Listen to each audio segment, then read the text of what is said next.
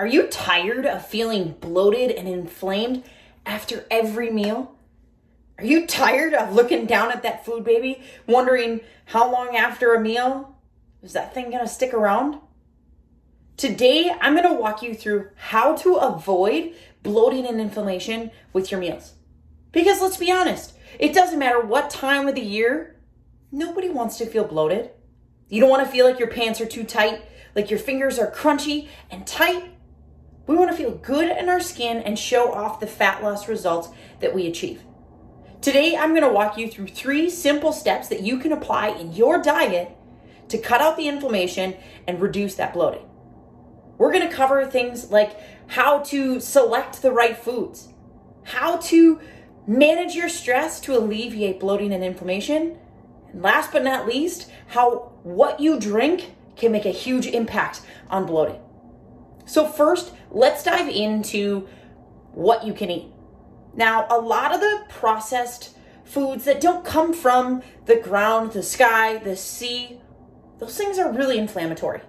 The processing of foods adds a lot of things into them that our body's not quite sure how to handle and wasn't really built to manage. So what we want to focus on is eating whole, minimally processed foods for our diet.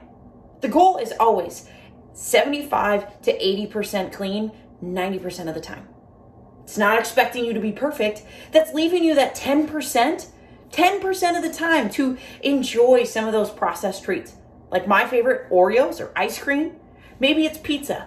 Maybe it's alcohol.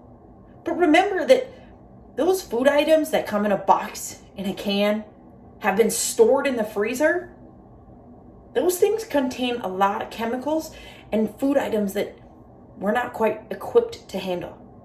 So pay attention. Do an audit consistently with your diet. That's something that I do consistently. Every few months, I do a little check-in with myself and with my food intake to make sure that I'm still eating the majority of clean, minimally processed foods. I'm getting enough real foods from a variety of places, and that I'm not putting too many things into my body that's gonna lead to lingering inflammation. If you really weren't aware of how much what you eat can impact your bloating and inflammation levels, drop a comment below. You're not alone in this. And that's the thing that I think a lot of us forget, is that we sometimes think that we should have known these things, that we're dumb if we didn't know this, that we're not equipped to go about a fat loss journey if we didn't know. You're not alone, so leave that comment. Share with others what you've learned throughout your journey. The second thing that you can incorporate into your lifestyle is stress relief strategies. Our body responds to stress with inflammation, with bloating. If you've ever worked out, you notice your extremities get a lot of blood pumped through them. Maybe you go for a run or a walk and you notice that your hands or your fingers start to swell. Exercise is a form of stress. Same with work. Same with some family drama or relationship stress, financial stress. If we're not taking active measurements to alleviate and reduce some of that stress, we're gonna be left with a lot of bloating and inflammation. And the biggest place we're gonna be left with is in our gut. We don't wanna have, that's the worst place. We don't wanna have that. We wanna get rid of that bloating and inflammation there, and it's one of the hardest places to do it. But when we constantly stress our system, whether it be through exercise, work, financial, relational, spiritual, we're constantly pumping cortisol into our system and never really giving our body the opportunity to flush that out. Where does that cortisol go? Our gut. That's why it's so hard sometimes to alleviate that last little layer of fat, no matter how many core exercises we do, no matter how clean our diet is, no matter how many training sessions we put into a week. If we're not paying attention to stress relieving strategies, that cortisol is going to build up. So how do you relieve stress? It might be short, brisk walks to end the day. Maybe it's with a loved one to talk and share about your day. It might be journaling. It might be meditating. It might be listening to music, participating in a hobby, yoga, or some type of mobility, active recovery strategy. There are thousands of ways to incorporate stress relieving strategies. But the hardest part is making that time to do so. What I recommend is find something that you know you can commit to, something that you personally love and enjoy doing. For me, that's reading. I love reading books. So I always block off time at the end of my day when I'm done with work from 7:30 to 8 o'clock when I go to bed. That's my reading time. I sit in bed, I get all ready, and I read for 30 minutes to help calm myself, calm my brain, calm my mind before going to bed.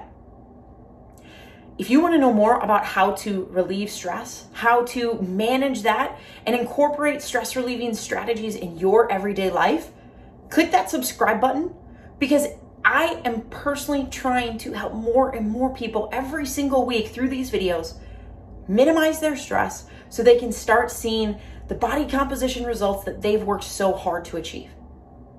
The last thing comes down to hydration. Your body needs fluid. If you're stressed, your body's probably perspiring, sweating, giving off a lot of stuff, meaning we want to give it back. We want to get water into the system to help the muscles, the brains, the organs, and to pump some of those other hormones and parasympathetic hormones throughout the body to calm us down. Now, it doesn't mean that you only have to drink water, but if you're in a really stressful state, pumping more and more coffee is not going to help.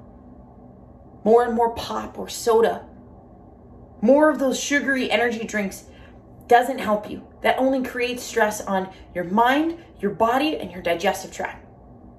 So make sure that you're getting at least 100 ounces of water per day, on top of any other drinks that you may love your coffee and you may need to start your day with a coffee.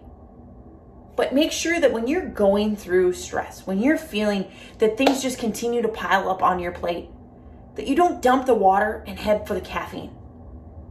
Keep that 100 ounces of water as a staple in your life to help promote that parasympathetic process, to relieve the stress, and to push out any toxins that can help to hold on to and keep that inflammation and bloating present.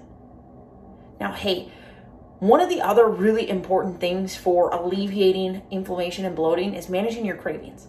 Because when we give into those cravings, we're putting more processed foods into our body that we probably don't want in, which leads to more and more bloating, inflammation. What I want to offer to you is a free copy of the Cravings Cheat Sheet. Grab the link below in the description of this video for your free copy today so that you can beat any craving at any time.